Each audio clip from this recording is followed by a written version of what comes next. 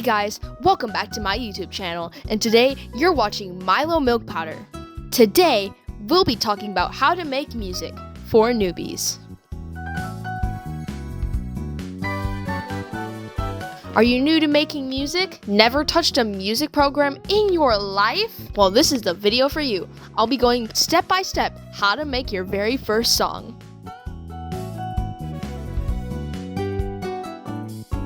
For this tutorial, I'll be using Soundtrap. Soundtrap is an okay program. I don't personally use it, and it's definitely not the best one out there. However, for starting off making music, it's probably the most convenient, accessible, and especially if you have no money or if you don't have any Apple products. It's also the most simple out of other programs, making it great for beginners.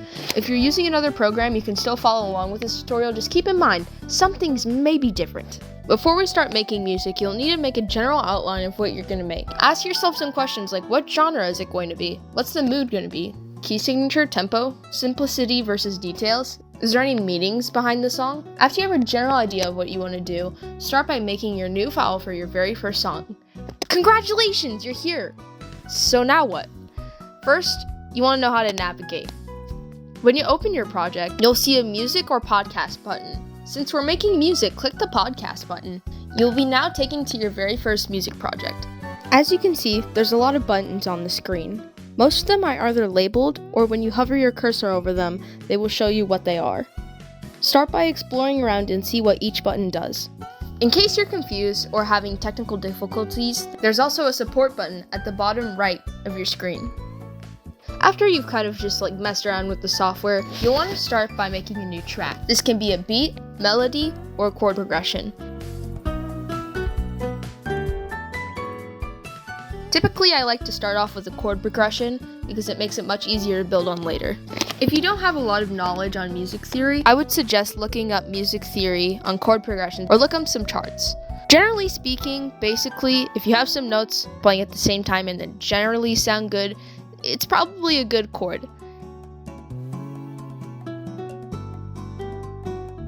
Making a drum beat is pretty easy. Some softwares also have a patterns beat maker, which is slightly different when you're making your beats and tracks. The good thing about these is that they're very easy to use, and you can still make a good beat out of them. The downside is that they can be sometimes very limiting on how much you can actually do with them. Since Soundtrap has this feature, we'll be using it for simplicity. Generally speaking, beats have a kick, snare, and cymbals.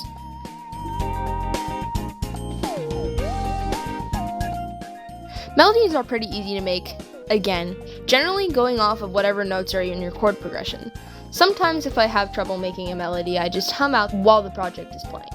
However, this can also be applied to anything else too, drum beats, chord progressions, bass, etc.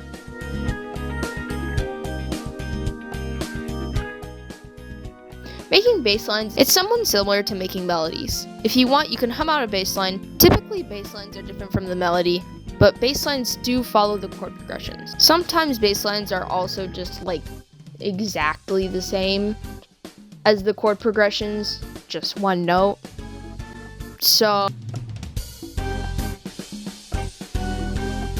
once you have most of your instruments set up, now you can start experimenting with when certain instruments come into place. I'm re-recording this because I did a horrible job at explaining it when I was originally recording it. Basically, just mess around with it and just something fell in my house.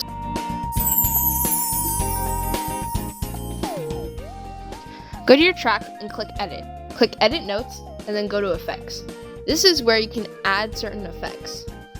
Soundtrap has a lot of different effects to choose from. Not all of them are free, but you got some classic ones like fuzz, pan, flanger, chorus, equalizer, vibrato, reverb, and delay.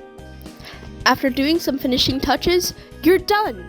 Using this tutorial, I actually did make a song. Surprisingly, even though the footage definitely doesn't look like I was. Let's now see what song I made using this tutorial.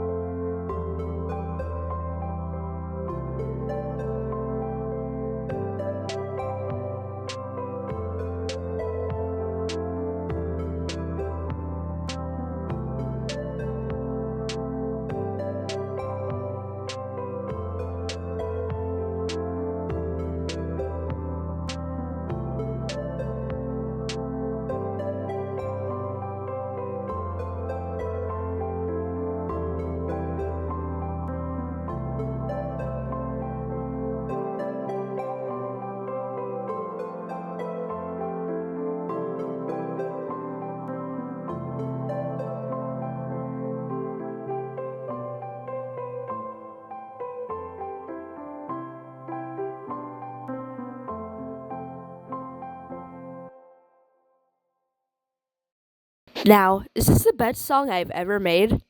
No. I've definitely made better songs that I'm much more proud of. But I still like this song. I still had fun while making it. And I don't think the point of making music is to make something that's perfect. When starting out making music, it may seem like there's no point of putting in effort because you don't see yourself as good enough.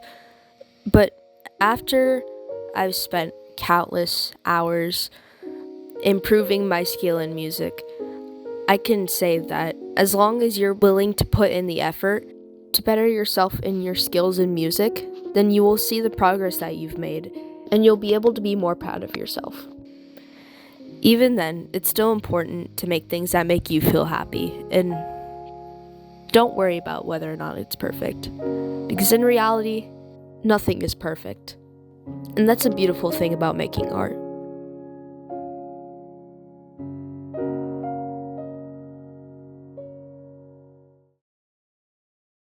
Thanks for watching my tutorial. See you in the next video. Bye!